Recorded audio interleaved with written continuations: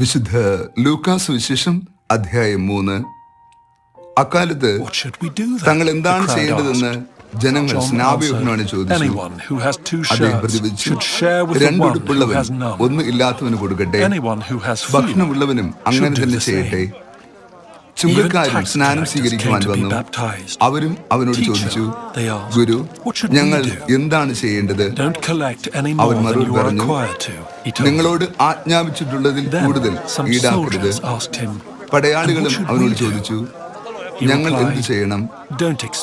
അവൻ അവരോട് പറഞ്ഞു, നിങ്ങൾ ആരെയും ഭീഷണിപ്പെടുത്തരുത്, വ്യാജമായ കുറ്റാരോപണം ചെയ്യരുത്, വേദന കൊണ്ട് തൃപ്തിപ്പെടണം.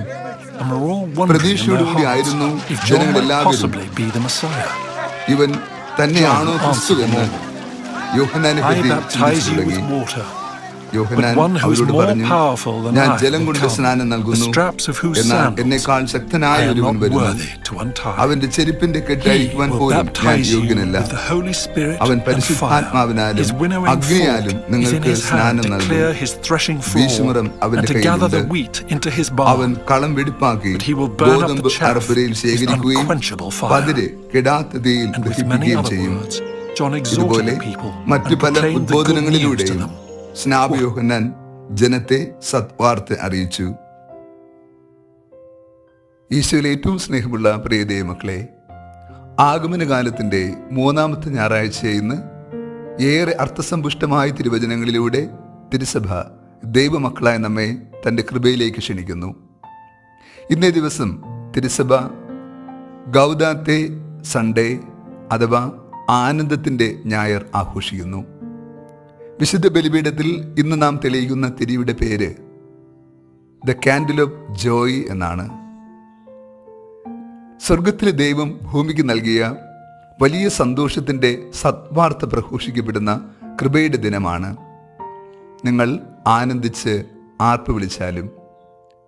ഇന്നത്തെ ആദ്യ വായനയിൽ നമ്മൾ ധ്യാനിക്കുന്നു, സിയോൻ പുത്രി ആനന്ദഗാനം ആലപിക്കുക, ഇസ്രായേലെ ആർപ്പ് വിളിക്കുക, ജെറൂസലേം പുത്രി പൂർണ്ണ ഹൃദയത്തോടെ സന്തോഷിച്ച് ഉല്ലസിക്കുക. കാരണവും വ്യക്തമാക്കുന്നുണ്ട്, നിന്റെ ദൈവമായ കർത്താവ് ആഗതനാകുന്നു.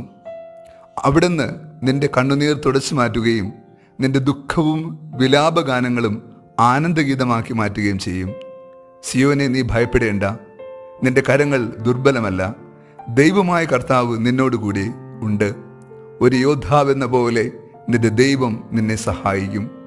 വലിയ പ്രത്യാശയാണ് ആദ്യ വായനയിലൂടെ തിരുസഭ നമുക്ക് നൽകുക. ജീവിതത്തിലെ ദുഃഖവും നൊമ്പരവും അകന്ന് പ്രത്യാശയും സാന്ത്വനവും നമുക്ക് നൽകപ്പെടുന്നു. ഇന്നത്തെ 2-ാമത്തെ വായനയിൽ അപ്പോസ്തലനായ പൗലോസ് ഫിലിപ്പിയരുടെ സഭയ്ക്ക് എഴുതുമ്പോൾ സംസാരിക്കുന്നു, സഹോദരങ്ങളെ, നിങ്ങളെപ്പോഴും കർത്താവിൽ സന്തോഷിക്കുവിൻ. വീണ്ടും ഞാൻ നിങ്ങളോട് പറയുന്നു, നിങ്ങൾ സന്തോഷിക്കുവിൻ. നമ്മൾ ക്ഷമയോടും ശാന്തശീലതയോടും കൂടി കർത്താവിൻ്റെ തിരുസന്നിധിയിൽ നിറഞ്ഞ സ്നേഹത്തോടെ കൃതജ്ഞതയോടെ യാചനാപൂർവം ആയിരിക്കുവാൻ ആവശ്യപ്പെടുകയാണ്. നമ്മുടെ എല്ലാ ധാരണകളെയും അതിലംഘിക്കുന്ന ദൈവത്തിൻ്റെ സമാധാനം നമ്മുടെ ഹൃദയങ്ങളിലും ചിന്തയിലും യേശു ക്രിസ്തു കൃപയോടുകൂടി നൽകുകയും അവിടുന്ന് അത് കാത്തു സൂക്ഷിക്കുകയും ചെയ്യട്ടെ. ഇവിടെ നമുക്ക് നൽകുന്ന ഏറ്റവും നന്മയുടെ സന്ദേശവും ആനന്ദത്തിൻ്റെതാണ്. സന്തോഷം ഈ ലോകത്തിൻ്റെ തലമാണ്, ആനന്ദം സ്വർഗീയമാണ്. നമ്മുടെ കർത്താവായ യേശു ക്രിസ്തുവിൻ്റെ ആഗമനം നമുക്ക് നൽകുന്നത് സ്വർഗീയമായ ഒരു സന്തോഷമാണ്. അത് ഭൂമിക്ക് നൽകാൻ കഴിയാത്തതും ഉന്നതങ്ങളിൽ നിന്ന് വരുന്നതുമാണ്. ആ കൃപയുടെ ആനന്ദത്തെയാണ് നാം പ്രത്യാശയോടുകൂടി കാത്തിരിക്കുന്നതും സ്വീകരിക്കുന്നതും.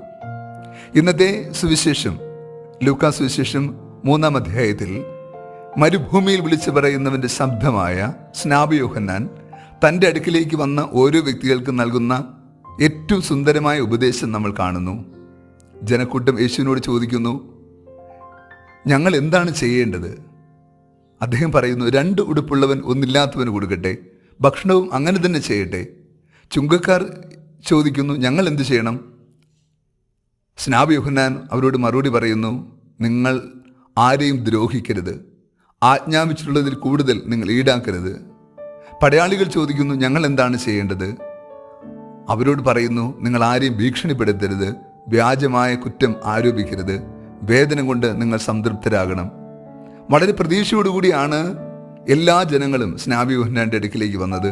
കാരണം അവൻ്റെ വാക്കുകളിൽ പ്രത്യാശയുടെ ബലമുണ്ടായിരുന്നു, ദൈവിക സാന്നിധ്യത്തിന് ഇടമുണ്ടായിരുന്നു. അത്രമാത്രം ധീരതയോടും ദൈവാശ്രയത്തിൽ നിലനിന്നുകൊണ്ടുമാണ് സ്നാപക യോഹന്നാൻ മരുഭൂമിയിൽ പ്രസംഗിച്ചത്. ദൈവം തന്നെ ഏൽപ്പിച്ച ദൗത്യം ഏറ്റവും വിശ്വസ്തയോടുകൂടി അദ്ദേഹം നിറവേറ്റുന്നുണ്ട്. അദ്ദേഹം പറയുന്നുണ്ട്, ഞാൻ ജലം കൊണ്ട് സ്നാനം നൽകുന്നു, എന്നാൽ എന്നേക്കാൾ ശക്തനായ ഒരുവൻ എൻ്റെ പിന്നിൽ വരുന്നുണ്ട്. അവൻ്റെ ചെരുപ്പിൻ്റെ കെട്ടഴിക്കുവാൻ പോലും ഞാൻ യോഗ്യനല്ല. പരിശുദ്ധാത്മാവിനാലും അഗ്നിയാലും അവൻ നിങ്ങളെ സ്നാനപ്പെടുത്തും. വീശുമരം അവൻ്റെ കയ്യിലുണ്ട്. നോക്കൂ, നമുക്ക് നൽകുന്ന ഏറ്റവും വലിയ പ്രത്യാശ ഇതാണ്.